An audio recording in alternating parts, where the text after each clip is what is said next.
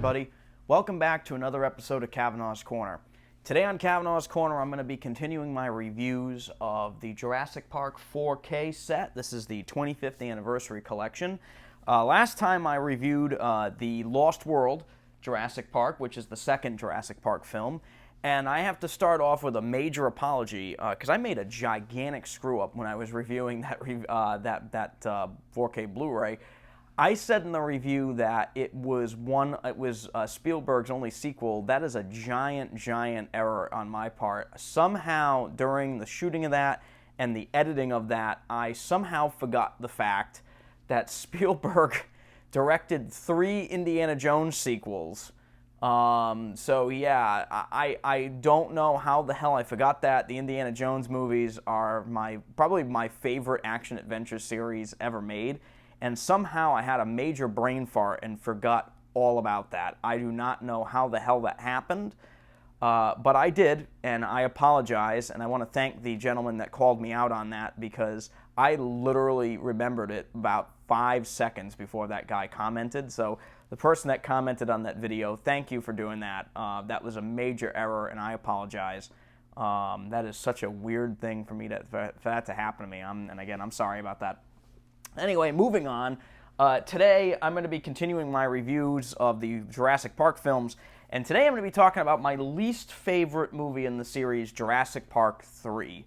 Jurassic Park 3, I think, came out in 2001, and it is a, continuation of the Jurassic Park series. It's basically concerning Sam Neill's character from the original film. He makes a return in it, and he's basically conned into going back to the islands, and he actually goes to the second island that we see in Jurassic Park, The Lost World, and basically they're just running around the entire movie, running away from dinosaurs. That's pretty much the movie. It's not that good. The movie had a lot of production problems. It was basically written as it was filmed, which is not the way to make a multi-million-dollar film.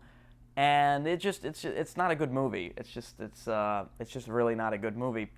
And I mean, it's a popcorn film. If you just want to put something on, turn your brain off, it's perfect for that. But other than that, it's not a very good movie, and it was basically the death of the Jurassic Park series for quite some time. And pretty much, the 4K Blu-ray sucks. I'm just gonna come out there and say that this Blu-ray sucks. The transfer is, for some apparent reason, the entire film is a shade darker. Now, when I first put the disc on, I thought I had something wrong with my TV. And I had to go in and readjust.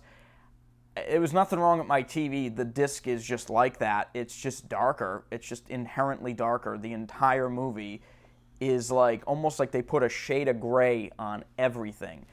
Why they did that, I have no idea. Maybe that's the way the movie was originally intended. I don't know. It doesn't look good. That's all I know. It doesn't look good at all. The entire movie is literally like somebody was watching the movie on a projector and they were like, it's too bright. And they ticked it down one tick, and it just doesn't look good. It just looks really bad. The colors on it, I couldn't even tell you if there was HDR in this. There are some new color palettes seen. The green of the plant life and the forest that are seen in the movie, kind of interesting. Blood looks slightly better in certain shots. I don't know, man. I really don't know what happened with this disc. Picture-wise, it's a mess. The way the movie looks throughout just does not hold up very well. I will say there is one thing about the movie in terms of picture that I thought was slightly better. It is a slightly sharper image. Somehow, even though the whole movie is a shade darker, it's just the detail is just slightly better than the Blu-ray, and I mean maybe 10% better than the Blu-ray. It's really not much. I was really surprised to put the original Blu-ray back in, which is the same Blu-ray that was in the old set from years ago. And I was very surprised to say this, but I actually like the picture quality on the old Blu-ray better than the 4K disc. and it's the first time I probably have ever said that. Next to the most recent Terminator 2 review, where they did a lot of DNR work on it, and I just don't like that kind of thing. You got to leave that grain in there. One thing I do have to say about the Jurassic Park 3 disc is that it is full of grain. It is, you can tell it's definitely based off an original transfer, but what happened during that transfer, I don't know. It doesn't hold a candle to the Lost World transfer and even the original Jurassic Park film. Those two transfers were handled much better, even though I would have liked to see the original Jurassic Park look a little bit better. It was still better than this. Jurassic Park 3 was a mess in terms of picture, and simply based on that, I can't really recommend it, honestly. One thing I do have to say, the sound mix for this was pretty good. The sound mix was a good mix. I like the fact that they did incorporate that DTS-X in this.